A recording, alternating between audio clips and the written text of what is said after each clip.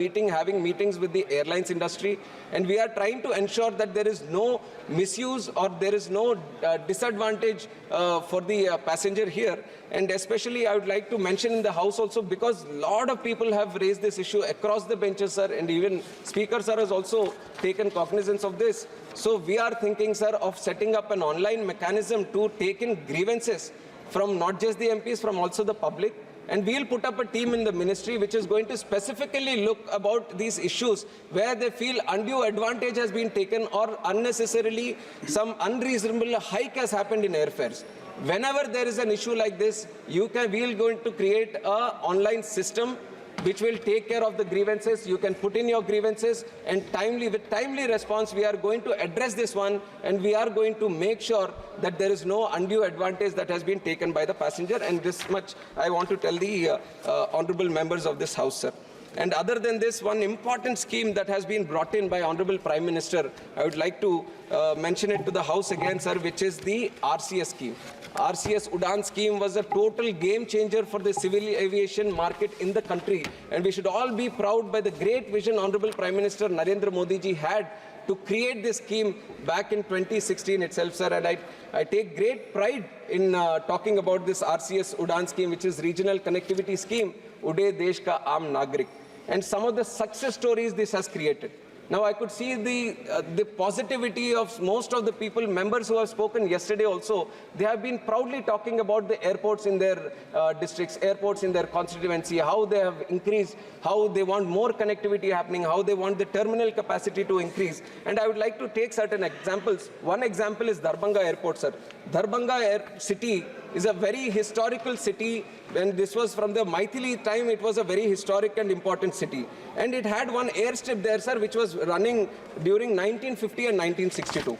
After 1962, there was no plane there. It was totally taken away from the civil aviation map of this country. And when RCS came into play, when Udan came into play, this was in 2020, after the airport was upgraded with spending 120 crores to the Udan scheme, the first flight from Darbhanga took off on 9th November 2020. And since then, sir, this was in 2020, the first flight took off. And in the year 2022-23, this was after the COVID also, the airport handled 6 lakh passengers in the whole year, sir. And that was the kind of change the RCS has brought in for this Darbhanga. And Jharsuguda Airport, there was no airport in Western Odisha. And there was a huge interest for all the people from Western Odisha that we should have an airport. Before 2014, before this RCS scheme, there was nothing which was addressing this issue. But once RCS was brought into place, even this Jharsuguda airport, we have spent up to 202 crores, where we have created a new airport. And once that airport was brought in, 2019 first flight took off, and now that terminal is handling 2 lakh passengers per year, sir, which is a great achievement for Jharsuguda airport. Then we have Pithodgarh airport, Kalburgi Airport, Kishangarh Airport. Examples are numerous, sir, and these come from all the cities, all the states, all the union territories of this country. So this was the grand vision that Narendra Modi ji had, where we are going to take up those remote areas where there is a lot of demand for people to travel through airplanes. So that was when this RCS was promulgated and it was brought into effect. And we are running at the tune of more than 500 routes have started under RCS, sir. And more than 1.4 crore people of this country have traveled through this RCS routes. And that is something which we all should be proud of, sir. And other than that, we are going to, because of the success of this scheme, we are going to improve the scheme, sir. In the coming days, with the help of the central government, we are going to bring in RCS again, because it was a 10-year plan. And now we are seeing that there are some issues when the RCS is specifically for 3 years. Because the way that scheme was done is that for 3 years, we are going to help a certain airport or a certain route to take off. But it was not for a continuous time that the government is going to provide the support. We wanted to create the impetus. We wanted to create the push and the spark. So for 3 years we were supporting, but now a specific situation has arrived where after 3 years the airlines sometimes are backing away from that route. That also has been expressed by a lot of people. So we are going to address that issue. We have a process where after 1 year, we can bid that route and we can restart that route through RCS.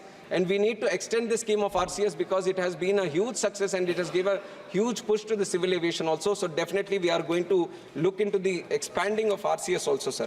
And other than that, in the area of civil aviation, just like how the interest is growing on for having more airports and airlines, we want to have seaplanes also. That has been also a brainchild for Narendra Modi ji, he wants to see the seaplane industry also grow in this country. And there was certain policy which was made earlier, but we have taken industry feedback also on seaplane policy. They have requested for some changes. We have done those changes, and very soon we are going to launch the new policy also. And that is going to open up a new whole area of air travel, sir. Wherever you have these dams, wherever you have these lakes, wherever you have the sea connectivity, you can use the seaplane connectivity to connect those places again, which is going to create an alternate way of traveling, sir. So seaplanes is something we are looking at, and helicopters, sir. Now, if you look at the situation in India, helicopters are very, very low compared to the population or the size of the country we have. A Brazil city, Brasilia, itself has more than 500 helicopters, and we are looking at 250-something helicopters in the whole country. So there is a great opportunity to tap into the helicopter services in this country, sir. So what civil aviation is doing regarding it? We want to encourage manufacturing of helicopters in the country. We are trying to push it. Now, like I've said, there is the state of design element which is there in the Bharatiya Vayu Videyak, which is going to improve the setting up of plants, designing these helicopters. And once we have that network within the country, I'm sure there is a lot of, if the states can also support us, and I would like to specifically take the state of Madhya Pradesh to give as an example, sir. They are doing a wonderful job. They have connected their religious tourism circuits with helicopters. They have connected medical tourism. Uttarakhand AIMS has also put in one helicopter there so that it can cater to the difficult terrain, the unreachable areas in that state. So there are a lot of uses that helicopter services can provide also. And we, on behalf of Civil Aviation Ministry, are strongly looking into this area. And with the help of support from states, I am very sure, sir, that helicopter services are also going to increase multifold in the coming days to come. And there have been some other specific, most of the members, sir, and especially I would like to thank Honorable Senior Member of the House, Rudy ji, who has spoken yesterday, and it is a home court advantage for him. Whenever there is a civil aviation, it's a home court advantage. He brings in all the experience that he has, and he has rightfully elevated the discussion that was happening yesterday, and I'm very, very thankful to him for bringing in so much knowledge and enlightening. He's a pilot himself. He's a pilot himself. We recognize, the House recognizes, and he has elevated the whole sense of the debate here, and he has enlightened on how the civil aviation industry in India originated and how it traveled through over the years. And one specific mention he has done about Aero Club of India. And we take pride in Aero Club of India. It has all the services. And in future, we are going to see how we can collectively use the wisdom of Aero Club of India in the growth of civil aviation in this country. And I'm definitely looking into it personally also regarding this, sir. And some other suggestions like airfares was there, I've already addressed, sir. We will form a specific team in the ministry which is going to look into the airfares issue. And also, most of the members have talked individually about their state, their airports in the state, or their airports within their own constituency. So I would say, sir, it is very difficult. 36 members have spoken, and the names of the airports that have taken are more than 50. Each individual airport has a specific, I wouldn't say a problem, but they have a specific update, which I want to give to the honorable members. So if possible, I would extend through this August House, sir, whenever they have the time, they come and see me so that I can sit with them and explain to them exactly what is the necessary thing that needs to be done regarding that airport, sir. And I want to tell from the side of the ministry that we are interested in creating more airports. We want the infrastructure around airports to increase. And the only challenge, the big challenge that we find today is the availability of land, which is why Saugadda was speaking yesterday, sir. And he was mentioning ये थोड़ा show off की तरह है कि आपने इतने airport बना दिए, इतने airlines चल रहे हैं, ये show off की बात नहीं है sir.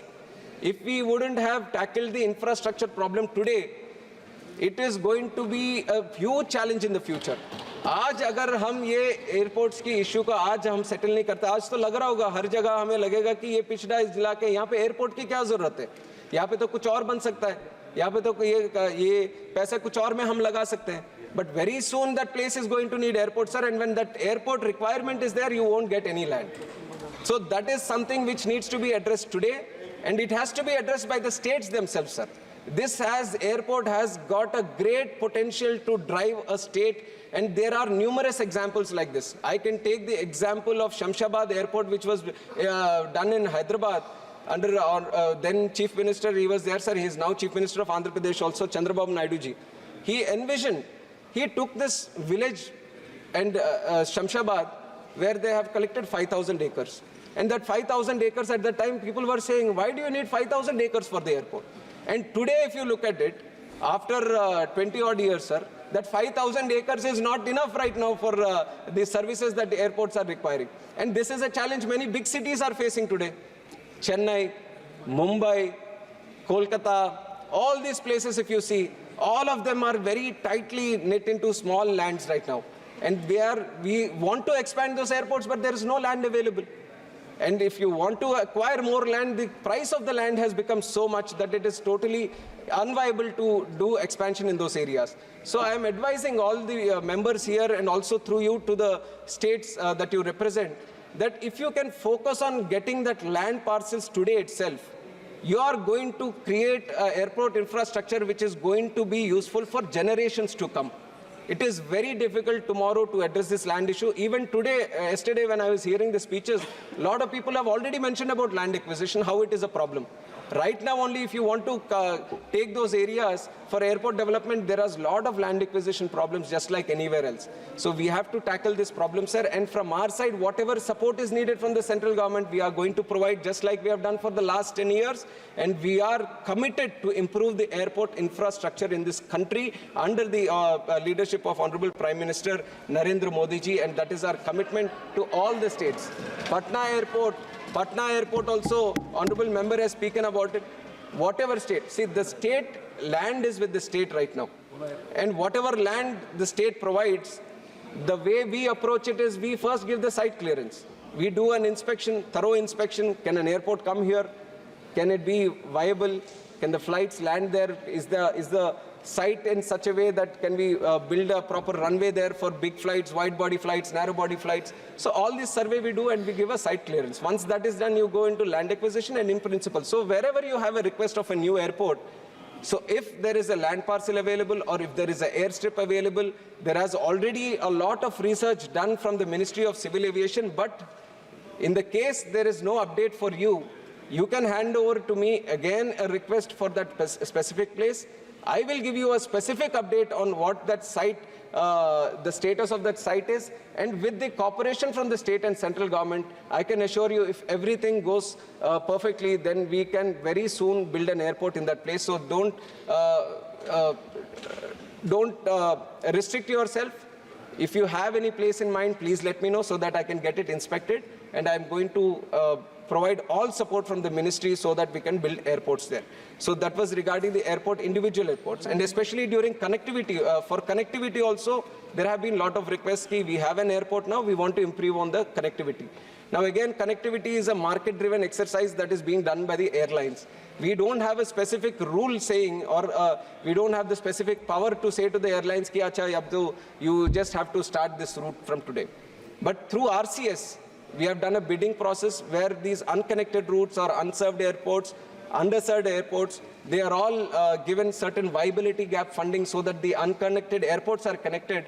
So in that sense, if there is any airport which comes under the RCS category, then definitely we are going to provide the support and ensure that proper connectivity is given. And all other requests that you have, let it be for domestic flights or international flights. And even though that is not the direct responsibility of the government, we are trying through a favorable way to push the request to the airlines so that they can be considered as and when there is a possibility of considering them.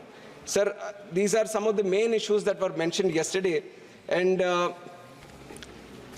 other than this, sir, I think any issue from any member that has been raised, and especially Saugadda, he's not here. But one thing, I take objection from what he has said, sir. Buddhist circuit.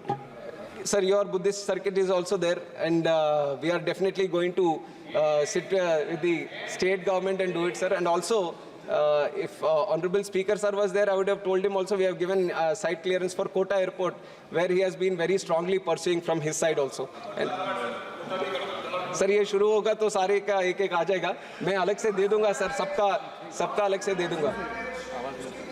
Yes, all these grievances that you have regarding... He is ready to invite to any honorable member. Any grievances that you have regarding airlines or airfares, we are going to create a proper system where we have a team in the ministry which is going to address all these issues. We are going to create a very efficient system where you can provide us with all the details. If there is a specific airfare that you feel there has been an unreasonable hike, you provide us on which website you have taken it, what was the timing of the plane, which plane and all. If you can provide the details, we'll do a thorough research from our side, and if there has been any misuse of the rights of the passengers, then we are going to take strict action also, and we have done this in before also, sir.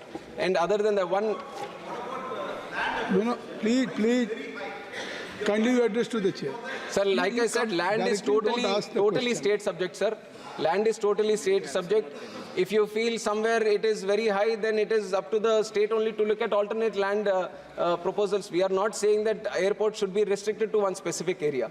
You can look at 4 or 5 areas and we can provide you with all the inputs where it can be feasible. So if there is a certain parcel that becomes very expensive, it is up to the state to look at other alternatives also. And I would like to take the point of Saugadda ji, when he has... Kani Moji ji, is it not fair? I think so. So many members have already raised concern. If he is responding, and once minister, if he is replying, so at least he should not finish. So I think so should not. No, you can ask later on. When I will allow you, you can ask later on. Sir, I will say that I am very, very accessible to everyone, sir. Any request that they have, I am willing to meet anyone. At any time that they specify, I'll give them proper update. You take a cognizance of Kani. Yes, Thoothukudi Airport, sir, definitely we take. There is a terminal building under construction there, and you have also requested many times to speed up the process, and our ministry is trying to push it up also. We are trying, and Mumbai may be here, sir, Navi Mumbai Airport, which is a game-changer airport for the whole Mumbai city. And that lot of people have expressed concern on when it is going to open. It's been going on for a long time. But I personally visited that airport. I've taken a review, sir, and we have given a strict deadline that by April 1st, the first flight has to land and take off from that place. And we are ensuring that they stick to their deadlines. There is... April 2nd kar de usko. So, many of the airports, we are trying to put a time-bound deadline so that they complete their work on time, and people can access all these airports, sir. And coming back to this last point that I wanted to mention, Saugadda has mentioned that everything is getting privatized. Airlines, Air India दे दिया आपने, तो अब तो कोई ये seat का upgrade भी किसी से पूछ नहीं सकते. ये सर पहले होता होगा सर, ये सिफारिश कल्चर 2014 से, और इसी सिफारिश कल्चर के साथ एयर इंडिया का कर्जा 80,000 तक चला गया सर. उसी के वजह से ये नुकसान हुआ. एयर इंडिया पूरा हमें छोड़ना पड़ा. बट अभी जो है सर, ये Ministry of Civil Aviation doesn't get requests of seats upgrade, sir. We get requests of airports upgradation. We get requests of airport infrastructure upgradation. We get requests of facilities upgradation. So we have taken the level of civil aviation from just recommending for seat upgrade to airports upgrade, sir. And this has only happened because of the vision Honorable Prime Minister Narendra Modi ji had, and that is the commitment we all are showing to the country also. And there is a lot of scope and potential, sir, especially with the MRO industry also. And I have replied in one of the answers, the growth, especially from $2 billion industry in 7 years, we are going to hit $4 billion industry in MROs, which also has a great potential for job creation in this country, sir. So a lot of different sectors in civil aviation are being looked upon, and this Bharatiya Vayan Videyak encapsulates all of them and gives a good direction, and it harmonizes all the SARPs that have been set by ICAO, which is a United Nations agency for civil aviation, and we are globally trying to maintain a top standard where we just don't operate within ourselves, but we set standards for the whole world itself.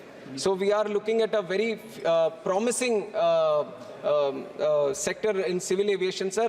And I would like to personally thank Honorable Prime Minister Narendra Modi ji, who has given the responsibility of handling civil aviation at a very young age, sir. I didn't have any expertise on the civil aviation, but he had the confidence on the young member of this country, sir. He has the vision that if it is in the hands of a young minister, then it is definitely going to go very heights. So that is one thing I want to thank Honorable Prime Minister and also our leader, Chandrababu Naidu ji, for giving me the opportunity. And on behalf of me and also our Minister of State, Muralidhar Mohal ji, we are both young ministers here, sir, and we want to do a lot of good things for civil aviation, and we have received the support. Yesterday, people who were speaking from both sides, they've all given a lot of support and they've all encouraged us as young ministers from both sides. So all on behalf of the Ministry of Civil Aviation, I would like to thank all the members from each side, everyone who has shown support to us.